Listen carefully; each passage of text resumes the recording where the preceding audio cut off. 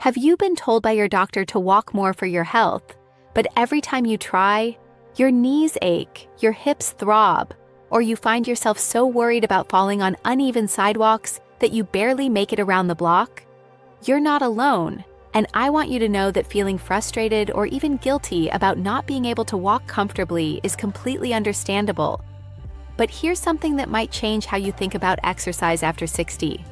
There is one simple movement, recommended by orthopedic surgeons and joint specialists around the world, that can actually be more effective than walking for building the leg strength, balance, and circulation you need to stay independent.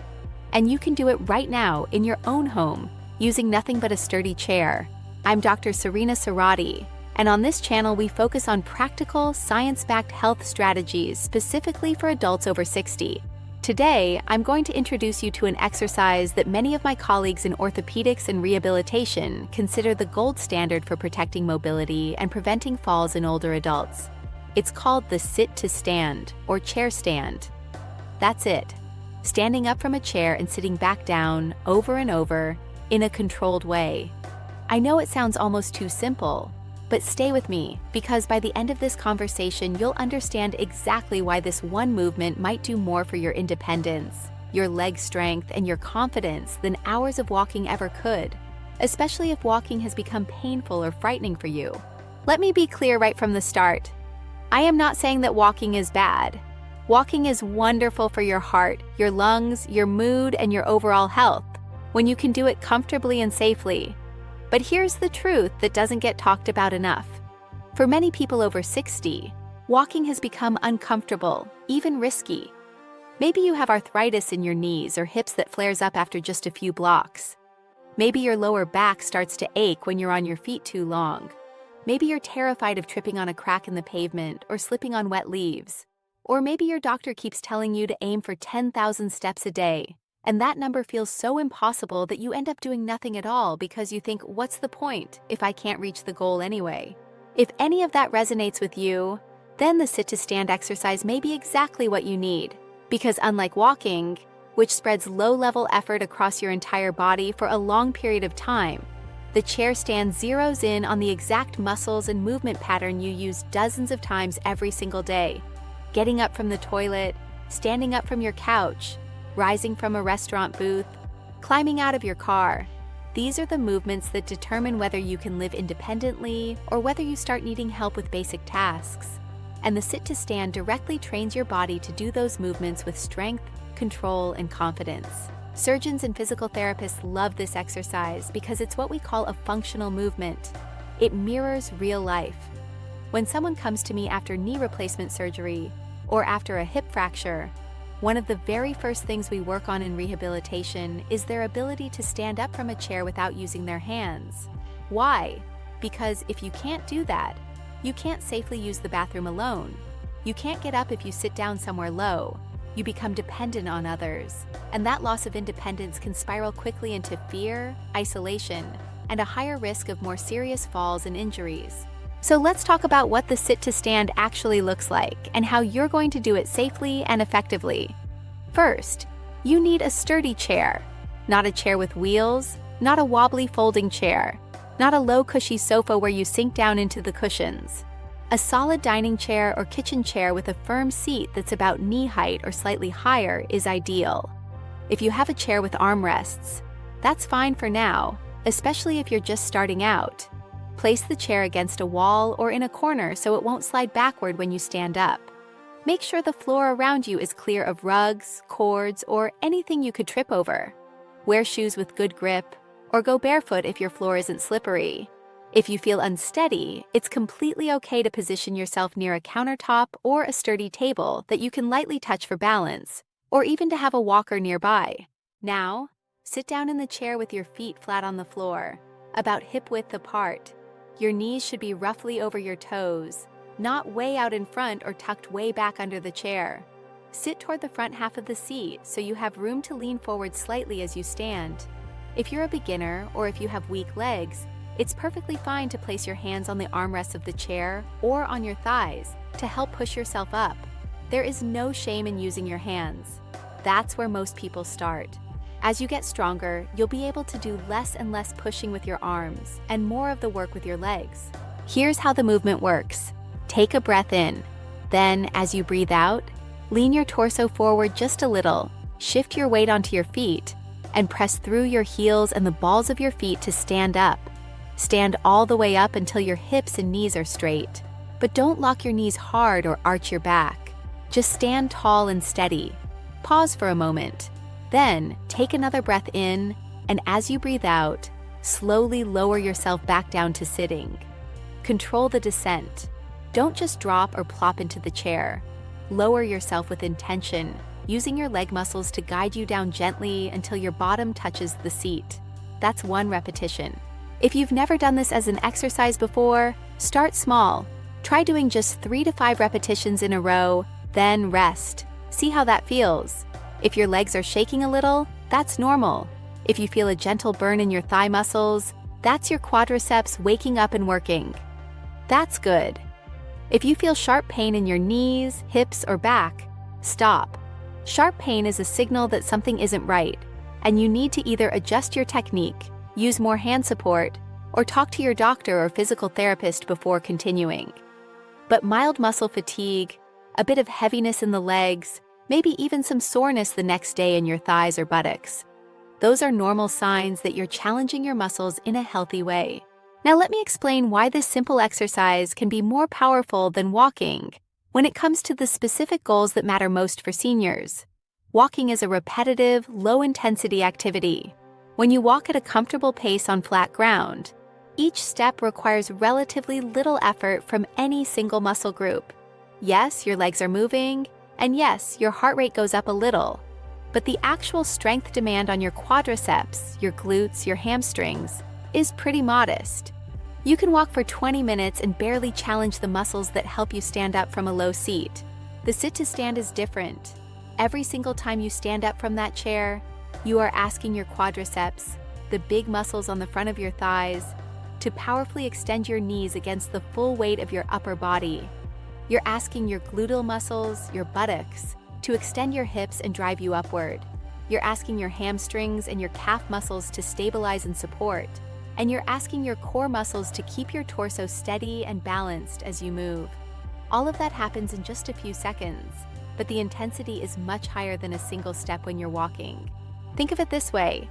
Walking is like doing a long, gentle cardio session, where the effort is spread out over many minutes. Chair stands are like doing targeted strength training, where you're giving your muscles a real challenge in a short, focused burst. Both are valuable, but if your goal is to build the specific strength you need to get up from the toilet without grabbing the safety bar, or to stand up from your grandchild's low couch without someone pulling you up, the chair stand is going to get you there faster and more directly. There's another huge advantage to the sit to stand that doesn't get enough attention, and that's safety and control. When you walk outside, you're at the mercy of the terrain. Uneven sidewalks, curbs, wet leaves, ice in the winter, dogs running past, other people, cars. All of those are variables you can't control, and for many seniors, that unpredictability creates anxiety that prevents them from walking at all. But when you do chair stands in your own home, you control everything. The surface is flat and familiar. The chair is stable. You can stop anytime. You can hold on to something if you need to. You can do it in your pajamas at 6 in the morning or in your slippers at 9 at night. There's no weather, no traffic, no judgment. And because the movement is so controlled, it's also an excellent way to train your balance and proprioception, which is your body's sense of where it is in space. Every time you shift your weight from sitting to standing and back down again, your brain and your muscles have to coordinate dozens of tiny adjustments to keep you upright and stable. That coordination is what protects you from falls. Walking does train balance to some degree, but it's a dynamic, ever-changing challenge. The sit-to-stand trains balance in a more focused, repeatable way, and that makes it easier to build confidence and see progress. Let's talk about progression, because one of the beautiful things about this exercise is how easy it is to make it harder as you get stronger. If you're starting out and you need to use your hands on the chair to push yourself up, that's level 1. You might do 3 to 5 repetitions, rest for a minute or two, and then do another set of 3 to 5. You might do that twice a day, maybe once in the morning and once in the afternoon. After a week or two, those initial repetitions will start to feel easier. When that happens, try doing 1 or 2 reps without pushing with your hands. Just rest your hands lightly on your thighs or cross your arms over your chest and see if you can stand up using only your legs. It might feel hard at first. You might only manage 1 or 2. That's okay. Keep practicing. Over time, you'll be able to do more and more repetitions without any hand support at all. That's level 2. At level 2, you might aim for 8 to 10 repetitions in a row, still moving at a controlled, steady pace. You might do 2 or 3 sets of those throughout the day, several days a week. As you build even more strength, you can make the exercise harder in a few different ways. One option is to slow down the movement. Instead of standing up in 2 seconds, take 4 or 5 seconds to rise and 4 or 5 seconds to lower yourself back down. That slower tempo increases the time your muscles are under tension, which builds even more strength. Another option is to use a slightly lower chair. A lower seat means your hips and knees have to bend more, and that increases the challenge significantly. If you have a sturdy footstool or a low bench, you could try practicing on that once the standard chair feels easy. Just make sure whatever you sit on is completely stable.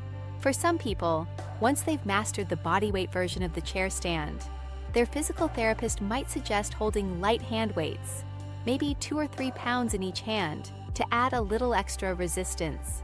But I want to be very clear. You do not need weights to get tremendous benefit from this exercise. Most seniors will see significant improvements in strength, balance, and daily function just from doing bodyweight chair stands consistently. Don't feel like you have to rush to make it harder. Progress at your own pace, listen to your body, and celebrate every small improvement. Now, how often should you be doing this exercise? And how many repetitions are you aiming for? A good starting goal is to do chair stands at least 3 days per week. Some people like to pick specific days, like Monday, Wednesday, and Friday. Others prefer to do a little bit every day. Both approaches work. What matters more than the schedule is consistency and listening to your body. If you do chair stands on Monday and your legs are still sore and tired on Tuesday, give yourself another day of rest before you do them again. But if you feel fine on Tuesday, there's no reason you can't do another set.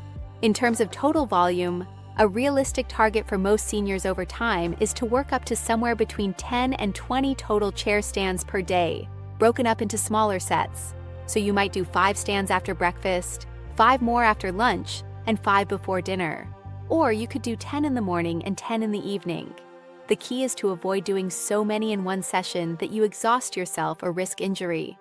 It's much better to do 3 sets of 5 throughout the day than to try to do 15 in a row when you're not ready for that. One way to make this exercise feel less like a chore and more like a natural part of your day is to link it to activities you already do. Every time you get up to go to the bathroom, do 3 extra chair stands before you leave the room. Every time a commercial comes on during your favorite TV show, stand up and sit down 5 times.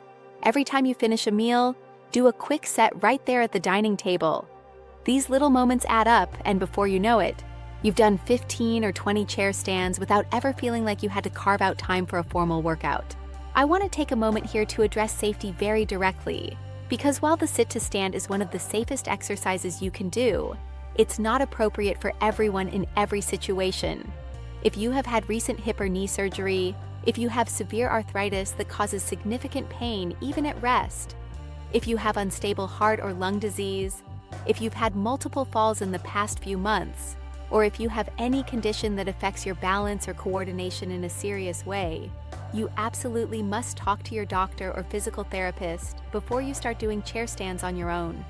They may want to supervise your first few sessions, or they may need to modify the exercise to fit your specific situation. Even if you don't have any major medical conditions, it's important to know the warning signs that mean you should stop immediately.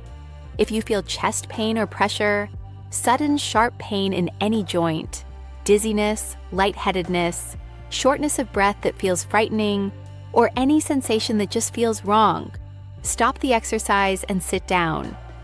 Rest. If the symptoms don't go away quickly, or if they're severe, seek medical attention. Your body is very good at telling you when something isn't safe. Listen to it. Let's also talk about what not to do, because I see people make a few common mistakes with this exercise. First, don't hold your breath. Holding your breath during physical effort can cause your blood pressure to spike and make you feel dizzy. Instead, breathe out as you stand up and breathe in as you sit down. Make it rhythmic and natural. Second, don't use a chair that rolls, wobbles, or has a soft, uneven seat. You need stability. Third, don't try to do dozens of repetitions on your very first day just because you're excited to get started. That's how you end up with sore, stiff legs that make you not want to try again. Start with just a few reps and build slowly. And fourth, don't push through sharp joint pain. Muscle fatigue is okay. A burning sensation in your thighs is okay. But pain that feels like something is grinding, pinching, or stabbing in your knee or hip is not okay. That's your body telling you to back off and reassess. Now, let me walk you through a simple 7-day plan to help you get started and track your progress. On day 1, I want you to sit in your sturdy chair and see how many chair stands you can do in a row at a comfortable, controlled pace. Maybe it's 3, maybe it's 10. Whatever number you reach before your legs feel tired or shaky, write that number down. Also, rate how hard it felt on a scale of 1 to 5, where 1 is very easy and 5 is extremely hard. This is your baseline. For the next 7 days, practice doing chair stands every day or every other day, depending on how you feel. You might do 2 or 3 short sets throughout the day. You're not trying to set records. You're just practicing the movement and letting your muscles adapt. At the end of day 7, do the same test again. Sit in the chair and see how many chair stands you can do in a row. Write down that number and rate the effort again. I'd be willing to bet that most of you will see an improvement, even in just 1 week. Maybe you went from 5 reps to 8. Maybe it felt like a 4 out of 5 on day 1 and now it feels like a 3. Those small changes are real progress. They mean your muscles are getting stronger and your movement is becoming more efficient. Keep going for another week and test yourself again on day 14. Track not just the numbers, but also how daily tasks feel. Is it easier to get up from the couch? Do you feel less shaky when you stand? Are you less worried about getting stuck in a low chair? Those are the victories that matter most. I'd love for you to share your progress in the comments if you feel comfortable. You could write something like, Day 1, 4 chair stands, effort 4 out of 5, and then come back in a week or 2 and update us. Seeing other people's progress is incredibly motivating, and it builds a sense of community. We're all in this together, working to stay strong, independent, and confident as we age. Let's talk about modifications for specific challenges, because I know that not everyone is starting from the same place. If you have knee pain, one of the best modifications is to use a higher chair. The higher the seat, the less your knees have to bend, and that reduces the load on the knee joint. You can also try doing partial stands, where you only lift yourself halfway up instead of standing all the way. Even that partial movement will build strength and can be a stepping stone to full stands later. And remember, using your hands lightly on the armrests or on your thighs to assist is completely fine. You're still training the movement pattern. If balance is your main concern, set up your chair right next to a countertop or a sturdy table that you can hold onto with one hand while you practice. Or have someone stand nearby, not to do the work for you, but just to be there in case you feel unsteady. You could even use a walker positioned in front of you for extra support. As your balance improves, you'll gradually need less and less of that external support. If you're very weak or deconditioned, maybe because you've been sick or you've been sitting a lot for months, you might not be able to do a full chair stand yet. That's okay. Start with what I call mini lifts. Sit in the chair, lean forward slightly, shift your weight onto your feet, and just lift your bottom an inch or 2 off the seat. Then sit back down. You're not standing up. You're just starting to wake up those muscles and teach your body the beginning of the movement. Do a few of those mini lifts several times a day. After a few days or a week, try lifting a little higher, then a little higher. Eventually, you'll get to a full stand. There's no rush. Every bit of effort counts. Now, I want to come back to the comparison between chair stands and walking, because I don't want anyone to misunderstand what I'm saying. Walking is excellent exercise, If you enjoy walking, if it doesn't cause you pain, if you feel good doing it, then please keep walking. Ideally, you would do both. You would walk for cardiovascular health and for the mental and emotional benefits of being outside and moving through space. And you would also do chair stands several times a week to build the specific leg strength and functional ability that walking alone won't give you. But if walking has become difficult, painful, or scary for you, then chair stands can be your primary lower body exercise. They can give you many of the same benefits, especially when it comes to leg strength and circulation, in a safer and more controlled way. Think of it like this. Walking is a wonderful general activity for overall health, but it doesn't strongly target the exact muscles and movement you need to stand up from a seated position. Chair stands do exactly that. It's the difference between doing something that's generally good and doing something that's specifically targeted. Here's an analogy that might help. If you wanted to get better at playing the piano, you could exercise your fingers by typing on a keyboard all day. That would keep your fingers moving and your hands active, and that's better than nothing. But if you actually want to play the piano well, you need to sit down at a piano and practice playing scales and songs. The targeted practice is what builds the specific skill. The same principle applies here. If you want to get better at standing up from a chair, the most effective thing you can do is practice standing up from a chair. Let's talk about realistic timelines for seeing results, because I want to set your expectations appropriately. Exercise is not magic. You're not going to do 5 chair stands today and wake up tomorrow feeling like a new person. But you also don't have to wait months to see changes. Many people start to notice small differences within the first 2 weeks. You might find that standing up from the couch feels just a little bit easier, or that you don't dread getting up from a low seat as much. Your legs might feel a little more stable, a little less shaky. These are subtle changes, but they're real. After about 4 weeks of consistent practice, you'll likely notice more obvious improvements. You'll be able to do more repetitions without feeling as tired. The movement will feel smoother and more automatic. You might not need to use your hands as much or at all. Friends or family might comment that you seem to move more confidently. By 8 weeks, if you've been practicing regularly, most people see clear, measurable progress. The number of chair stands you can do in a row will have increased. The effort level will have decreased. And most importantly, you'll feel more capable and independent in your daily activities. Getting off the toilet, standing up from a restaurant booth, climbing into and out of the car, all of those tasks will feel more manageable and less worrisome. But I need to emphasize that these timelines are general patterns, not guarantees. Everyone's body is different. Some people will progress faster, some slower.